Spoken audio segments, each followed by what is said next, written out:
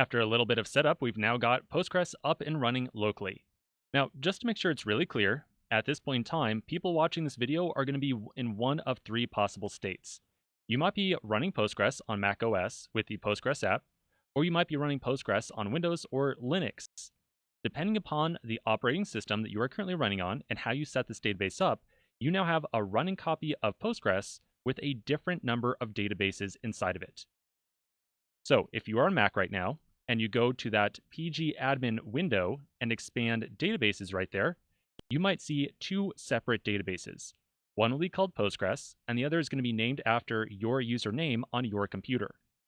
If you're on Windows or Linux, you're probably going to see only one database called simply Postgres. So it'll be that one right there.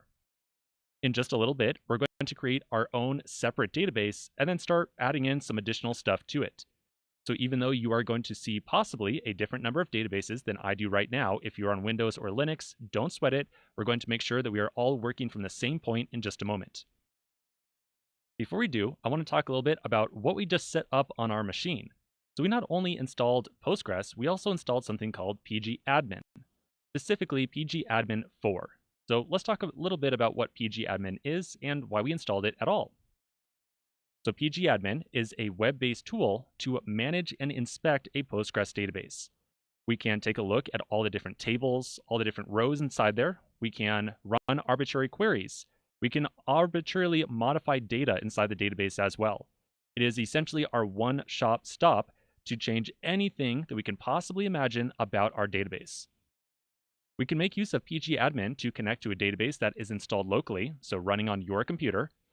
We could also connect it to a remote database as well, so one that might be running through, say, Amazon Web Services, Microsoft Azure, or on Google Cloud. Right now, we probably just have, unless you have already set up pgadmin in the past, just one server listed right here. So this is the server that is running on your local machine. Now, speaking of server, one other quick thing I want to mention. At this point in time, we have installed a piece of software called the Postgres server. Inside of Postgres, we can have multiple different databases. So right now, we do not have any databases with any users table or anything like that. This is just as kind of a diagram or informational diagram.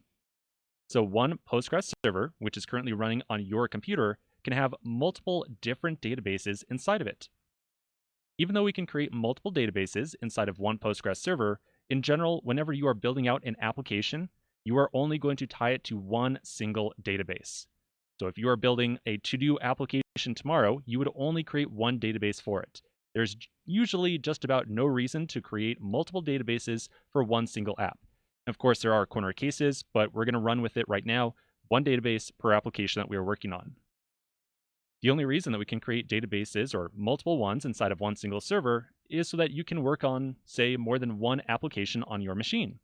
So if tomorrow you are going to work on, say, some kind of to-do application, you might want to have some kind of to-do database to support it.